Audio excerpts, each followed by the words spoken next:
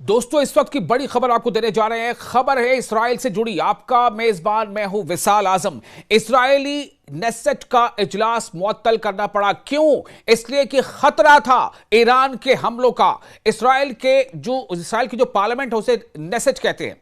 तो इस्राइली नेसेट का इजलास मुअत्तल करना पड़ा। ईरान की जानिब से बड़े पैमाने पर मिसाइल हमले हुए हैं। मंगल की सुबह ईरान के मिसाइल हमलों ने मकबूजा इलाकों में शदीद खौफ और हिरास फैला दिया है, सनसनी फैला दी है, दहशत फैला दी है। ईरान का नाम सुनते ही इस्राएली डरने लगे हैं, जिसके नतीजे में नेसेट का इजलास मुअत्तल करना पड़ा। एक बड़ी खबर, सैकड़ों मकामात पर सायरन बजने लगे, जबकि बड़े पैमाने पर हमलों ने वसती इलाकों को निशाना बनाया, जिससे तेल अवीव और बीर शैबा में वसी पैमाने पर नुकसान हुआ है।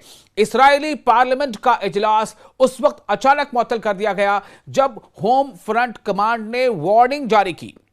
ध्यान से सुनिए, इस्राएली पार्लियामेंट का इजलास उस वक्त अचानक मुअत्तल कर दिया गया जब होम फ्रंट कमांड ने वार्निंग जारी की, जिसके बाद अराकीन पार्लियामेंट पनाहगाहों की तरफ दौड़ पड़े। पनाहगाह यानी शेल्टर्स, जो बिल्डिंगों के नीचे बने हैं, शेल्टर्स, और जिन्हें हम बंकर्स भी कहते हैं। तो इस्राएली मीडिया रिपोर्ट्स के मुताबिक, इस्राएली मीडिया की रिपोर्ट के हवाले से खबर दे रहे हैं, वसती इसराइल की जानिब, वसती यानी सेंट्रल इसराइल की जानिब ईरान का हालिया मिसाइल हमला 28 फरवरी को शुरू होने वाली जंग के बाद से अब तक का सबसे बड़ा हमला बताया जा रहा है।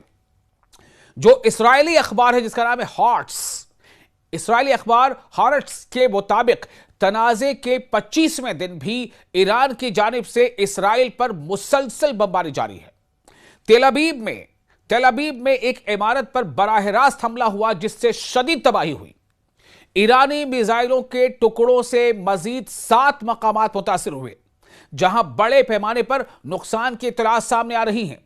तेल अवीव को शुमाल से मिलाने वाली एक बड़ी शाहराह कहते हैं हाईवेज को, और शुमाल का मतलब नॉर्थ।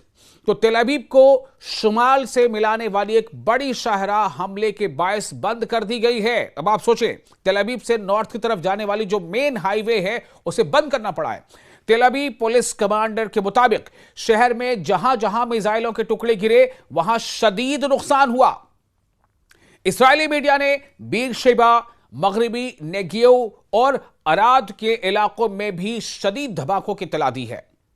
जो खबरें आ रही हैं, जो रिपोर्ट्स आ रही हैं, उसके मुताबिक एक ईरानी मिसाइल बीर शेबा में गिरा, जिसके बाद जुनूबी इलाकों में मुतासरा मकामात पर तलाश और इमदादी टीमें रवाना की गई।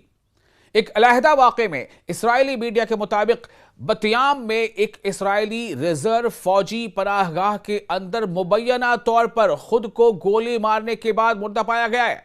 यह भी खबर सामने आ रही है। ईरानी अफवाज अब तक अमरीकी इस्राएली जारहियत के जवाब में तकरीबन 80 मरतबा मिसाइलों और ड्रोन्स के हमले कर चुकी हैं। 80 मरतबा, जो 28 फरवरी से शुरू हुई थी।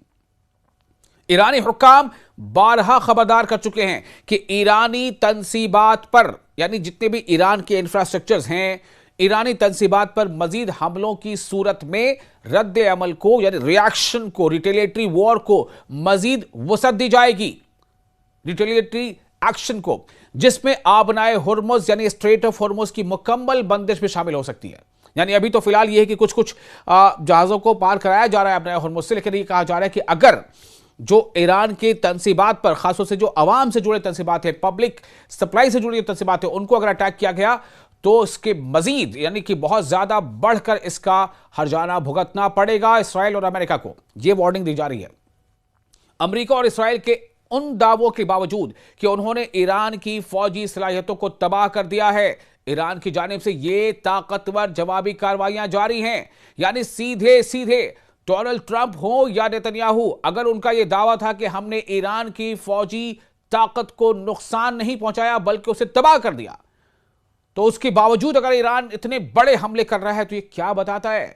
क्या बताता है? यह बहुत बड़ा सवाल है। और आप सोचें, जिस अमेरिका और ईरान ने इस बात का दम भरा था कि 24 घंटे में ईरान को सबक सिखा देंगे, क्या हुआ?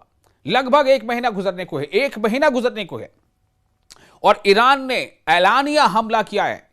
ईरान ने पहले से ऐलान किया था कि हम हमले की शुरुआत नहीं करने जा रहे, हमले की शुरुआत हम कभी नहीं करेंगे, लेकिन अगर हम पर हमला किया गया, हमारे सॉवरेनिटी पर अटैक किया गया, तो हम उसका भरपूर जवाब देंगे, भरपूर। और साथ ही यह कहा गया था कि अगर अमेरिका इस हमले में शामिल हुआ तो ईरान ने यह ऐलान किया था कि हम अमेरिकी अहदाफ को, अमेरिकी टारगेट्स को जो मिडिल ईस्ट में हैं, हमारे अलग अलग देशों में, हम उन्हें भी निशाना बनाएंगे। जैसा ईरान ने कहा था वैसा ईरान ने किया। ईरान के जो रहनुमा हैं, ईरान के जो फौजी कमांड के सरबराह हैं, वो इस बात को भी दोहरा रहे हैं कि अमेरिका और इस्राएल ने स्कूलों पर हमला किया, हमने नहीं किया। अमेरिका और इस्राएल ने स्कूलों पर हमले करके छोटी छोटी बच्चियों को मारा, जिनमें 170 से ज्यादा बच्चों के इलाका शामिल है, हमने ऐसा नहीं किया। अमेरिका और इस्राएल ने अस्पतालों को निशाना बनाया, अस्पतालों में मरीजों को तकलीफ उठानी पड़ी, कईयों की मौत हो गई, कई मेडिकल अमले की मौत हो गई, लेकिन हमने यानी ईरान ने ऐसा नहीं किया। ईरान ने अस्पतालों को निशाना नहीं बनाया। यह ईरान के फौजी सरबराहान की तरफ से कई अलग अलग बयान सामने आ चुके हैं कि जिस तरह से अमेरिका और इस्राएल जंग की जो खिलाफ वर्जियां लगातार कर रहा है, जंग के दौरान जो इंटरनेशनल लॉज हैं उसकी खिलाफ वर्जी करते हुए स्कूलों पर हमले कर रहा है, अस्पतालों पर हमले कर रहा है, हम ऐसा नहीं कर रहे हैं। लेकिन अगर हमारे ऐसे सिस्टम्स पर जो अवामी फलाह के मराकज हैं, वाटर सप्लाई सिस्टम है, अगर ऐसे मराकज पर हमले होंगे तो फिर ईरान उसका उसी तरह से जवाब देगा। आपको याद है ना, जब ईरान के एक बहुत बड़े ऑयल रिफाइनरी पर अमेरिका का हमला हुआ था, बाद में हालांकि अमेरिका ने कहा कि यह हमला इसराइल ने किया और इसराइल ने इस हमले को करने से पहले अमेरिका को जो है वो इत्तला भी नहीं किया था। ये डोनाल्ड ट्रंप का कहना था, अब क्या सच्चाई वही जाने, लेकिन हमला तो हुआ। उसके फौरी बाद ईरान ने वैसे ही एक ऑयल रिफाइनरी पर जो मिड ईस्ट में है, जिसमें अच्छा खासा स्टेक अमेरिका का है, उस पर हमला करके दिखा दिया। और इसीलिए ईरान ने पहले से कहा है कि अगर आप जिस तरह के तनसीबात पर हमला करेंगे, जिस तरह के अहदाफ पर हमला करेंगे, हम भी ठीक वैसे अहदाफ पर हमला करेंगे। आपको याद होगा एक खबर यह भी आई थी कि ईरान के न्यूक्लियर साइट पर भी हमला हुआ। जवाब में क्या हुआ? इसराइल के डिमोना में ईरान ने हमला कर दिया और डिमोना के साथ साथ अराद में हमला कर दिया और जबरदस्त नुकसान पहुंचाया।